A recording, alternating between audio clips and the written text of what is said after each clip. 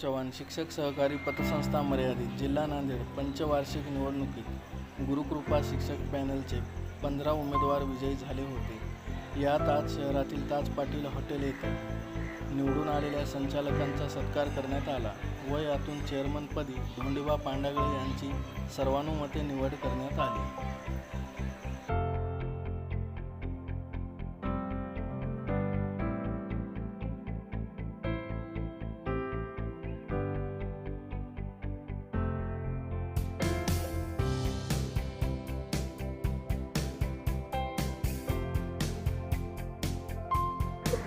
यशवंतराव चव्हाण शिक्षक सहकारी पतसंस्था मर्यादित जिल्हा नांदेडच्या पतसंस्थेच्या निवडणुका संपन्न झाल्या। आज नूतन पदाधिकाऱ्यांची निवड झाली।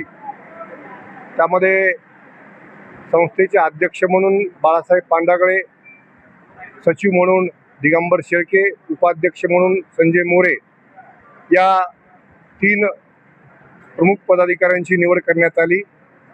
हे गुरुकृपा शिक्षक सहकारी पॅनल जे होतं त्यामध्ये जिल्ह्यातल्या जवळपास 15 संघटनांचे प्रमुख पदाधिकारी यामध्ये होते।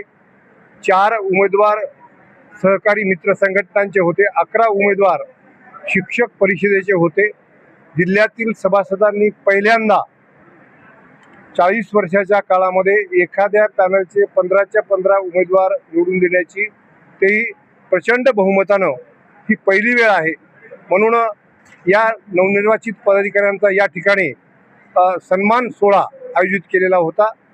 या निमित्तानं सर्व संचालकांचा, पदाधिकाऱ्यांचा, शिक्षक संघटनांच्या सर्व पदाधिकाऱ्यांचा, ज्यांनी निवडणुकीमध्ये सहकार्य केलं त्या सर्व कार्यकर्त्यांचा सन्मान सोहळा या ठिकाणी संपन्न झालेला आहे।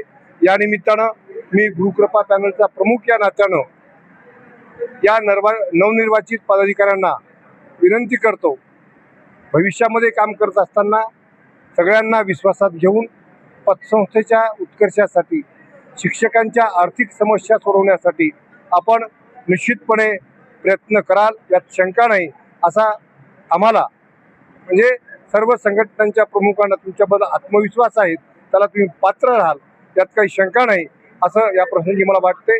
धन्यवाद। थांबतो।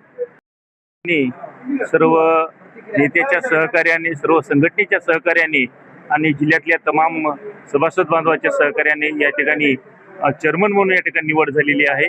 आणि मी सभासद बांधवांना आणि सर्व नेत्यांना एवढं सांगू इच्छितो की या पतसंस्थेचा सर्वांगीण विकास, सभासदाच्या मान सन्मान राखला जाईल, पतपेढीची जी आर्थिक विकास आहे तो आर्थिक विकास केला जाईल आणि सर्व बाबतीमध्ये सर्व सभासदांना न्याय देण्याचं काम या ठिकाणी करण्यात येईल। या प्रसंगी मी एवढं सांगू इच्छितो।